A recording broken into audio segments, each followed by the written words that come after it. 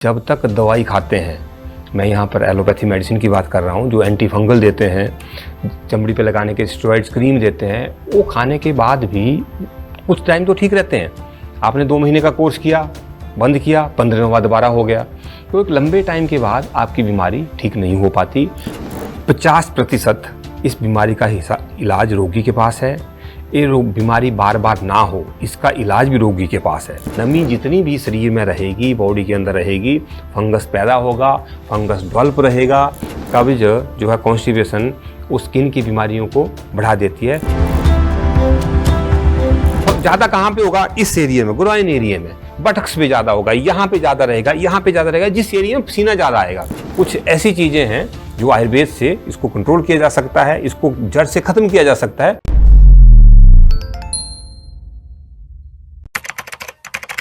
नमस्कार, D5 channel Hindi देख रहे दर्शकों का मैं वंदना स्वागत करती हूँ। आज एक बार फिर हमारे स्टूडियो में मौजूद हैं डॉक्टर गगनदीप शर्मा जी, जो कि MD आयुर्वेदा है और उन्हें नेशनल और स्टेट आयुर्वेदिक अवार्ड मिल चुका है। डॉक्टर गगनदीप जी, आपका बहुत बहुत स्वागत है हमारे इस प्रोग्राम में। धन्यवाद।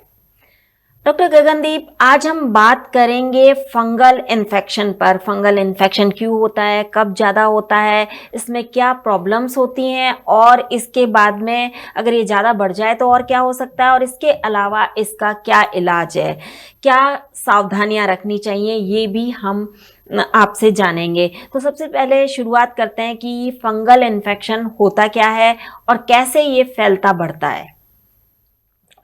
फंगल इन्फेक्शन एक चमड़ी की बीमारी है, त्वचा रोग है, और आयुर्वेद में इसको आर्द्र कुष्ठ में इसका जो है वर्णन किया गया है।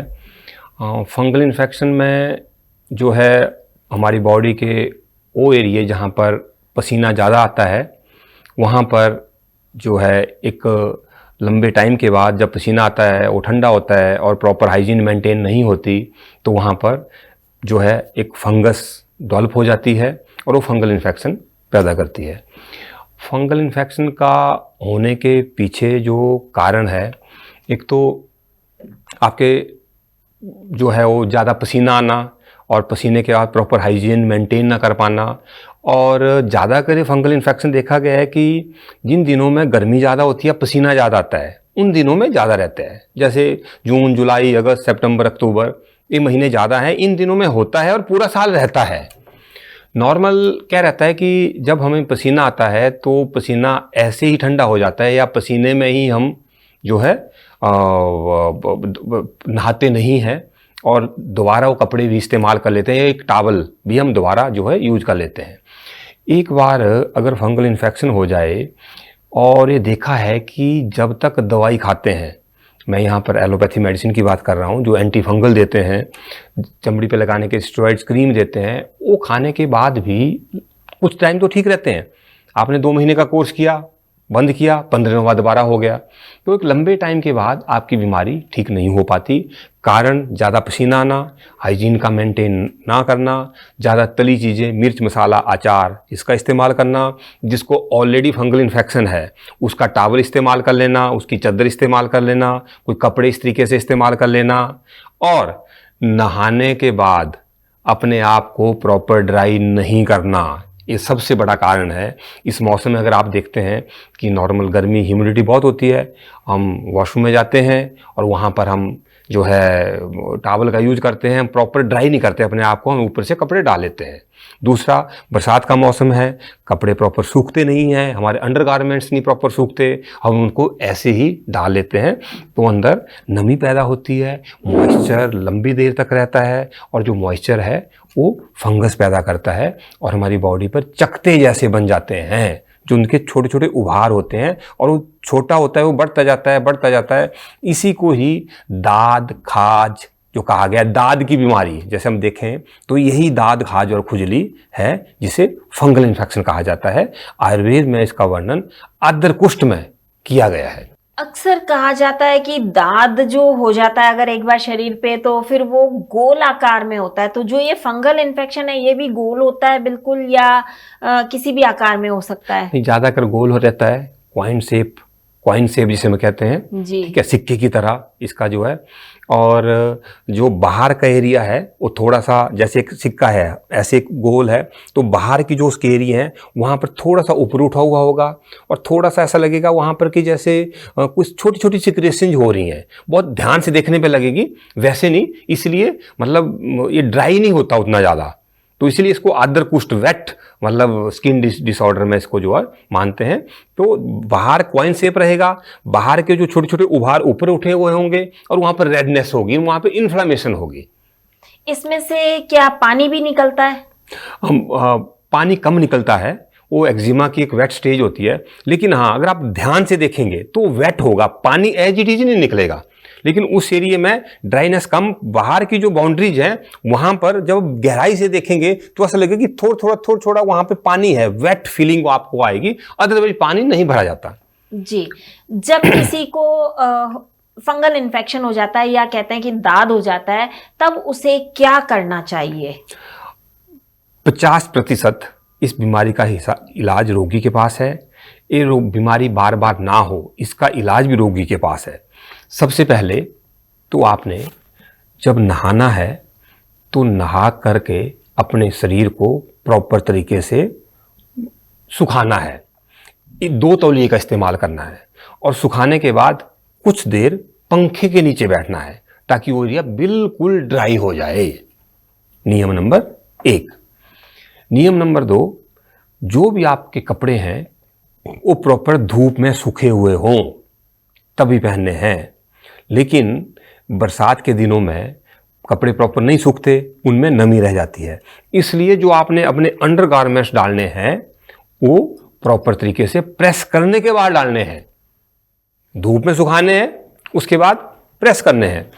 हमारे जो तौलिए होते हैं, जो टॉवल होते हैं, वो भी प्रॉपर नहीं सूखते हैं, इसलिए उनमें भी नमी रहती है। नमी जितनी भी शरीर में रहेगी, बॉडी के अंदर रहेगी, फंगस पैदा होगा, फंगस डेवलप रहेगा।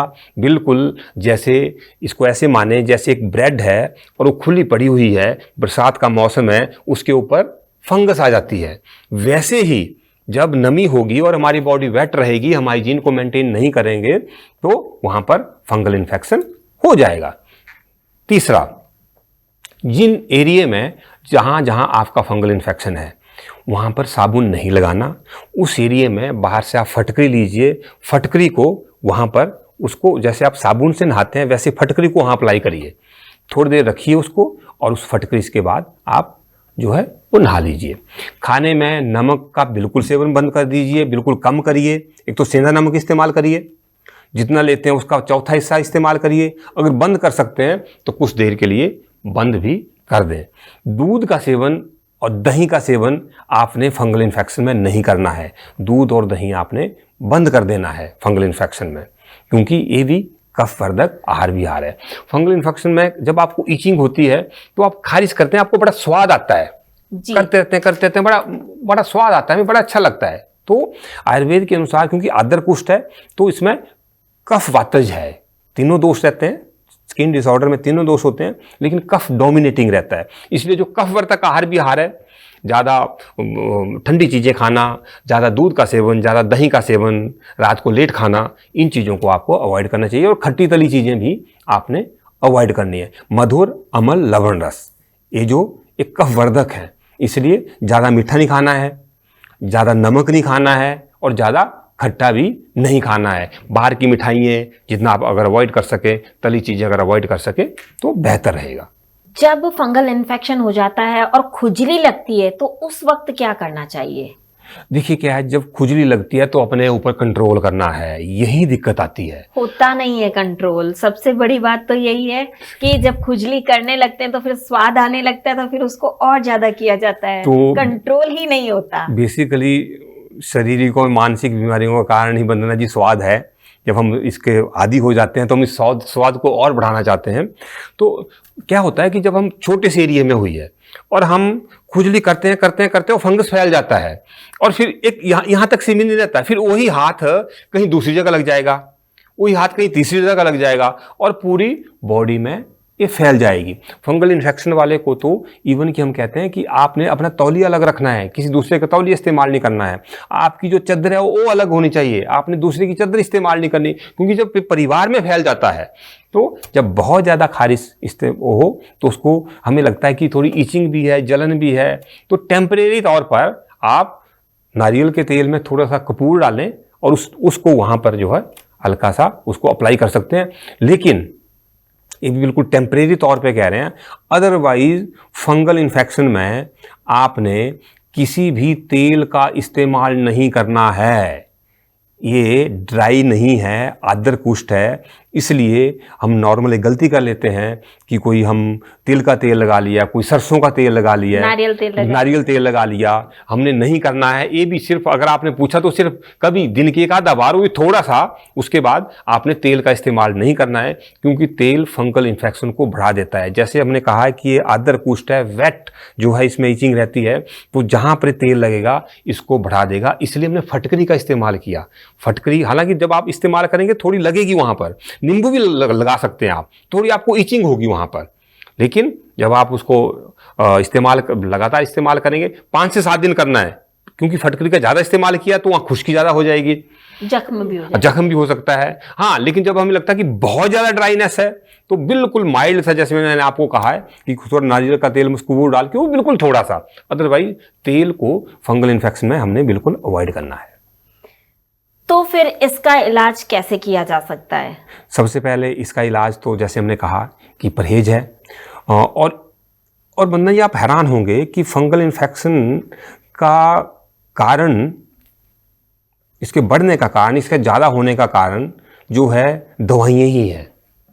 नॉर्मल क्या होता है कि हमें थोड़ी सी खारिश होती है, हम केमिस्ट के पास जाते हैं, केमिस्ट हमें क्रीम दे देता है, उस क्रीम में 90% इंग्लिश मेडिसिन, एलोपैथी जो मेडिसिन है, जो क्रीम्स हैं उनमें क्या है, उनमें स्टीरॉयड है। एक बार जहाँ वो क्रीम लग गई वहाँ पर और कोई दवाई काम नहीं करती।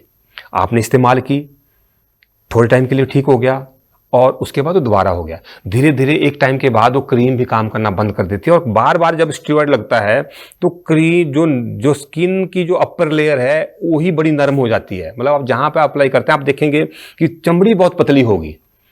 तो उस हाल में सबसे पहले तो आपने किसी भी स्टीरॉयड वाली क्रीम का इस्तेमाल नहीं करना है। नियम नंबर 1 समझ लीजिए, जो परहेज आपको बताया गया है उसको आप करिए। आप फटकरी का इस्तेमाल करिए, शुरू में तो यही आपका ठीक कर देगा, ठीक है। एंटी एलर्जिक, बहुत ज़्यादा एंटी फंगल खाते हैं पेशेंट, हमारे पास मिल जाते हैं। 10 साल का पेशेंट है, 15 साल, 20 साल, 25 साल, फंगल इन्फेक्शन बढ़ के वो जेनिटल एरिया में आ गया, वहाँ पे यूरिन के एरिया में आ गया, वो एनल एरिया में आ गया, ठीक है। और ज़्यादा कहाँ पे होगा? इस एरिया में, ग्रोइन एरिया में, बटक्स पे ज़्यादा होगा, यहाँ पे ज़्यादा रहेगा, यहाँ पे ज़्यादा रहेगा, जिस एरिया में पसीना ज़्यादा आएगा।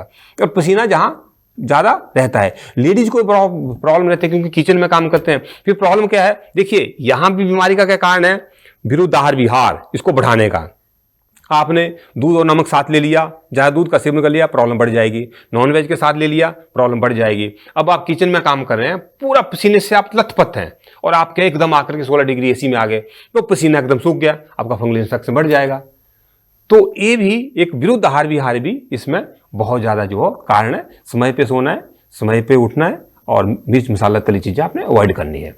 जहाँ पर आयुर्वेदिक का सवाल है कि मेडिसिन के रूप में, वहाँ पर आप अपने डॉक्टर को एक बार चेक कराइए और आपकी ट्रीटमेंट करेगा। हमने बहुत सारे पुराने फंगल इन्फेक्शन ठीक किए हैं, बहुत सारे पुराने से पुराने, 20-20 साल पुराने, लेकिन फिर भी आप जो है खैर जिसे हम कहते हैं, खदर का इस्तेमाल कर सकते हैं, आप मंजीष्ठा का इस्तेमाल कर सकते हैं, आप जो है आनंद मूल का इस्तेमाल कर सकते हैं, आप सारिबा जो जड़ी बूटी है उसका इस्तेमाल कर सकते हैं।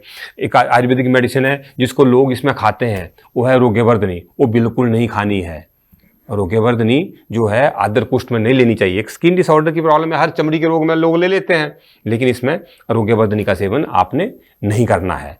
तो कुछ ऐसी चीज़ें हैं जो आयुर्वेद से इसको कंट्रोल किया जा सकता है, इसको जड़ से ख़त्म किया जा सकता है, लेकिन उसके लिए रोगी की, उसका जठराग्नि, उसका बल, उसको प्रॉपर एक बार चेक करके कितने पुरानी है, कौन कौन से एरिया में है, तो उसको जो है ठीक किया जा सकता है। लेकिन 60 से 70% जो है, जब आप उस सिस्टम को बदलेंगे, जैसे मैंने कहा जो आपको बताई गई, और उस फटकरी का या नींबू का वहाँ पे इस्तेमाल करेंगे तो 50 से 60% मरीज उसी से ठीक हो जाएंगे। जो और कॉम्प्लिकेटेड केस है उसमें थोड़ी आगे मेडिसिन कुछ टाइम तक 2, 4, 6 महीने के बाद पेशेंट को देनी पड़ती है। जी, जैसा कि अभी आपने बताया कि काफ़ी सारी चीज़ों का प्रयोग नहीं करना चाहिए, लेकिन अक्सर क्या होता है कि घरों में हम लोग क्या करते हैं, शहद सभी के होता है तो शहद लगा देते हैं कई लोग। हमने सुना है कि कई लोग शहद लगा देते हैं, तो क्या ये लगाना ठीक होता है? नहीं, बिल्कुल, जैसे हमने कहा कि इसमें कोई भी शहद का इस्तेमाल नहीं करना है, तेल का इस्तेमाल नहीं करना है, मलाई का इस्तेमाल नहीं करना है, इवन कि क्रीम का इस्तेमाल भी नहीं करना है। ज़्यादातर क्रीम्स क्योंकि वो भी सारी ऑयली रहती हैं, तो उनका भी जो है इस्तेमाल आपने नहीं करना है। कहते हैं कि हम वैसे सुनते भी आए हैं दादी नानी से अपने कि जो अगर दाद हो जाता है आपको कहीं पर, तो आप सवेरे सो के जब उठते हैं तो जो वो सलाइवा होता है वो सलाइवा आपने उस इफेक्टेड एरिया पे लगाना होता है, इससे दाद बहुत जल्दी ठीक हो जाता है। तो इसमें कितनी सच्चाई है? नहीं, देखिए, मैं एक आयुर्वेदिक डॉक्टर हूं तो मैं बात वही करूंगा जो आयुर्वेदिक ग्रंथों में लिखा हुआ है। इसका वर्णन लोक व्यवहार में इस्तेमाल होने वाली बात हो सकती है, लेकिन कहीं हमारे टेक्स्ट में इसका वर्णन नहीं मिलता है, तो इसलिए हम ये राय नहीं देंगे कि इसका इस्तेमाल किया जाए। स्किन इन्फेक्शन से बचने के लिए और क्या क्या किया जा सकता है? स्किन इन्फेक्शन से बचने के लिए तली चीज़ें, ज़्यादा मिर्च, मसाला, अचार, नमक, इसको आपने अवॉइड करना है, नियम नंबर 1। दूसरा जो है, दूसरे के कपड़े, दूसरे का तौलिया, कोई और ऐसी चीज़ें इस्तेमाल करने से जो है आपने बचना है जिसको स्किन इन्फेक्शन है। तीसरा, आपने अपनी बॉडी की इम्यूनिटी पे सही अच्छा पानी पीना है और समय पे सोना है, समय पे उठना है, ताकि बॉडी की इम्यूनिटी आपकी इंक्रीज हो सके। चौथा, आपको कब्ज नहीं रहनी चाहिए। कब्ज जो है, कॉन्स्टिपेशन, उस स्किन की बीमारियों को बढ़ा देती है। तो प्रॉपर सही समय पे आपका पेट साफ हो, उसके लिए आपको 7 बजे से पहले खाना खाना होगा, 9 बजे सोना होगा, सुबह जल्दी उठना होगा, 5 बजे उठना होगा, और अपने खाने में फ्रूट और सलाद भी खाना होगा ताकि आपको जो है कब्ज ना हो सके। और नींद अच्छी लेनी है। ये देखा गया है, जब नाइट ड्यूटीज रहती हैं, रेस्टलेस लोग होते हैं, रात को लेट सोना होता है, तो उनको जो स्किन डिसऑर्डर ज़्यादा रहते हैं। और जो नमक और दूध का सेवन इकट्ठा करते हैं, दूध और नॉन वेज का सेवन इकट्ठा करते हैं, शेक्स का सेवन करते हैं, जो खट्टे फलों के साथ या फलों के साथ दूध का सेवन, उसको जो वो गलत है। या बहुत गर्मी में 45 डिग्री टेम्परेचर में आप 10 डिग्री पानी पी रहे हैं, वो गलत है। 40 डिग्री टेम्परेचर में आप 16 डिग्री का AC लगा रहे हैं, वो गलत है। तो ऐसे विरुद्ध आहार विहार, और शहद को गर्म करके, या शहद को बराबर मात्रा में, शहद और घी जो है एक विष के रूप में काम करता है, तो विरुद्ध आहार है, उसका सेवन भी आपने नहीं करना है। योग प्राणायाम करना है, ध्यान लगाना है, मन को शांत करना है, खाने पीने का ध्यान रखना है, आपका फंगल इन्फेक्शन ठीक हो जाएगा। डॉक्टर गगनदीप, आज आपने हमें बहुत ही महत्वपूर्ण जानकारी दी, आपका बहुत बहुत धन्यवाद। धन्यवाद। अगले एपिसोड में आपसे फिर मुलाकात होगी, तब तक के लिए नमस्कार।